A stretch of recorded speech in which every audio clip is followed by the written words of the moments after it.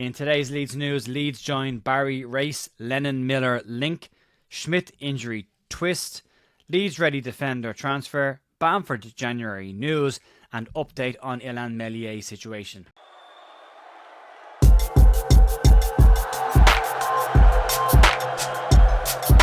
Morning folks, Jay here at The View on Thursday morning the 12th of December with your Leeds United news. Hope you're having a good week so far.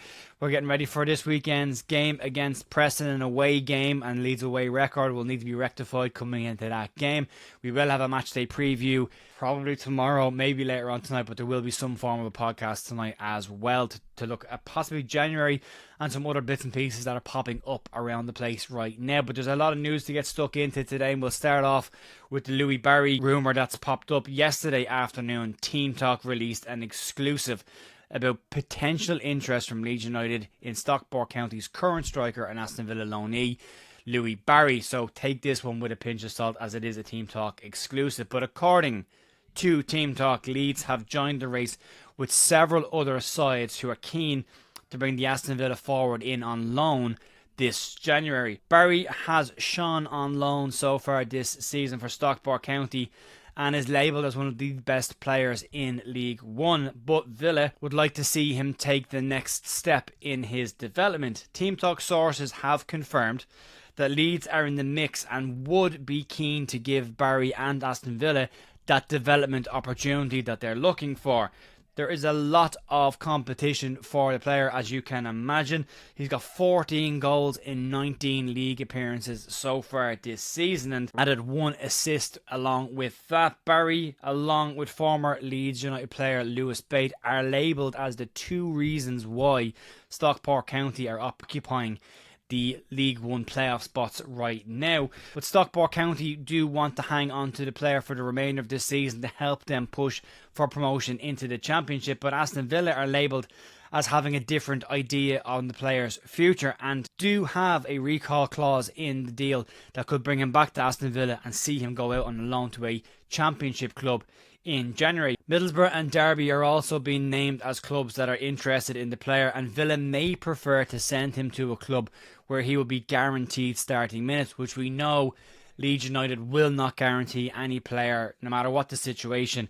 But he would definitely add more firepower to Leeds' attack and would operate as a different profile of player for Leeds. And looking at what's been rumoured, again going with Daniel Farke's comments, if Joe Gelhardt was to go out, he wants one in, and he wants them in before anybody goes out. And there's more news on Patrick Bamford, so there could be gaps popping up for more strikers to come in should Leeds decide to make the move.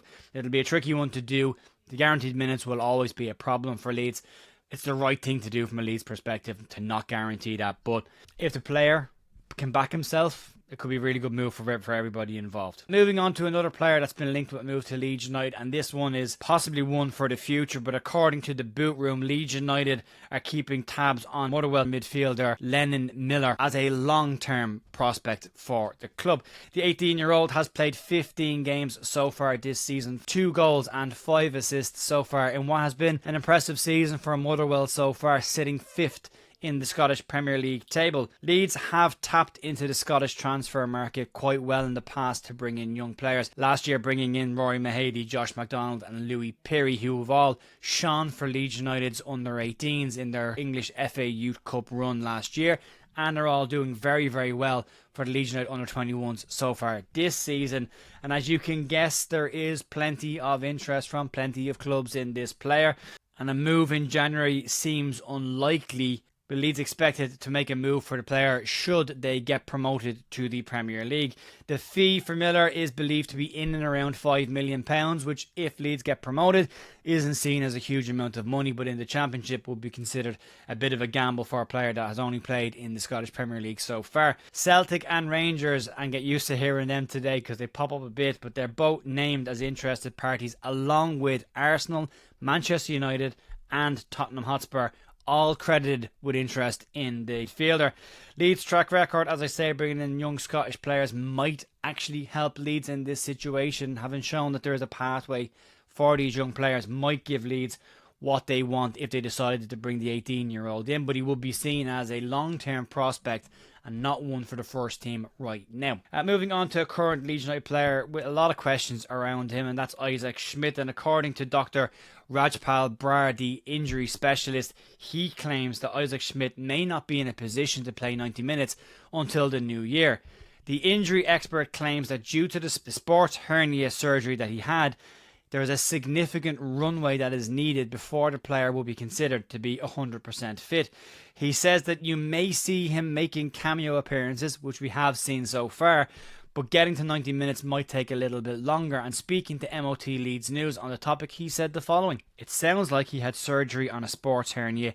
He did return to first team football recently, but it's a significant runway for him before he could be considered at 100%. I doubt he will play a full 90 minutes in December, as the club will look to ramp up his minutes methodically." This would tie in quite well with why Ethan Ampadu came on at right back on Wednesday night and not Isaac Schmidt, and why we only saw Schmidt come on for a very short cameo towards the end of that game, and also why Max Verber started at left back. The start to life at Leeds United for Isaac Schmidt has been a little bit stop-start. He's had a couple of little injuries. He had an illness, and now the sports hernia as well means that his beginning to life at Leeds has been a little bit curtailed. However, we should say that this time last year, we'd barely seen Ilya Gruev kick a ball for Leeds United, and we saw the massive impact he had in the second half of last season. It's a long season. There's plenty of minutes left to play, and he'll get plenty of opportunity, and we will get to see a fair bit of him, whether it be at fullback or on the wing, remains to be seen. But yeah, it would make sense what Dr. Rajpal Brar is saying compared to what Daniel Farke is saying. They seem to tie up quite well.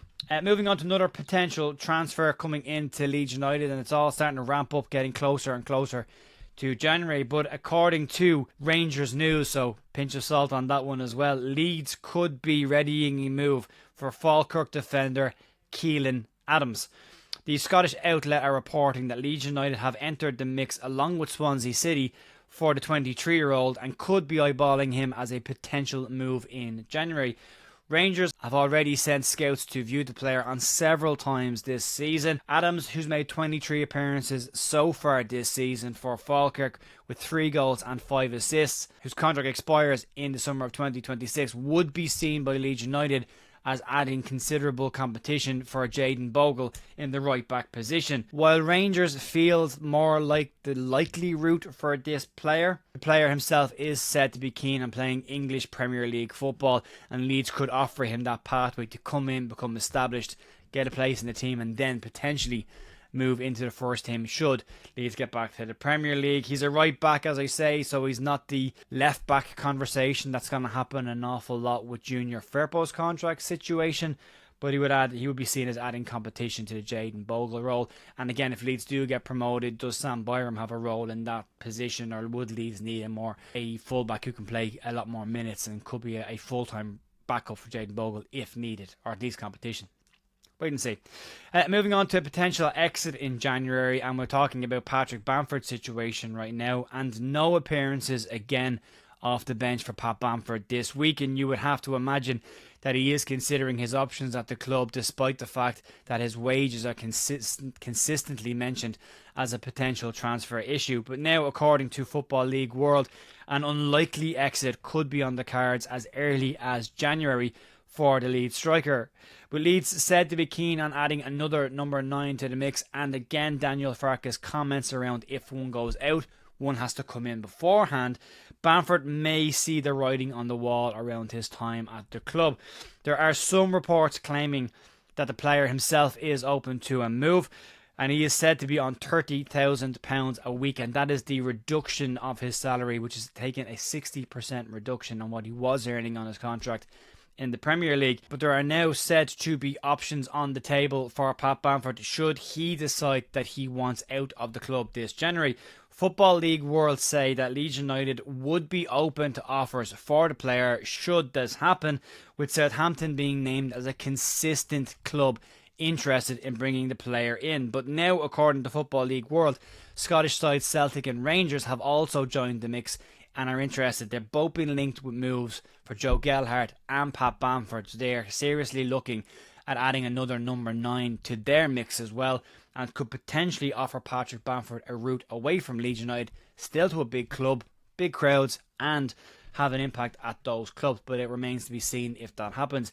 The whole story around Pat Bamford is labelled as the player himself needs to want to move as well as the club, and I think that comes down to there's going to have to be a conversation around salary, and if he doesn't want to go, then there's no conversation around salary.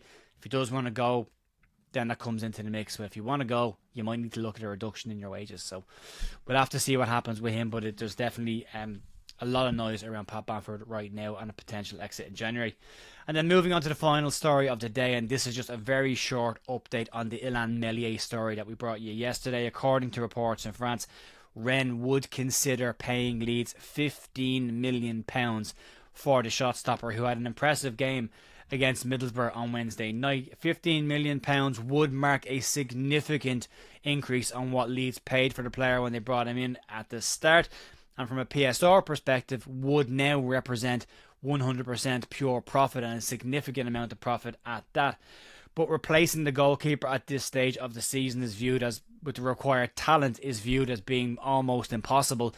And it does still look like that if there is going to be a move away from the club, it's likely to happen at the end of the season and not happen in January, where Leeds just wouldn't get the kind of goalkeeper they need to get in at that point. And they would also be in a situation where they would be dealing with other clubs putting a gun to their head around salaries. So a bit of road to travel on that one just yet. So we'll have to wait and see how that one goes. Folks, that's going to be it for me today on the news. Might be back tonight with a podcast, and we'll be back in the morning with the news and then the live stream for the game on Saturday, so you can check that out when you want to. And I will see you soon. Have a great rest of your day. Bye.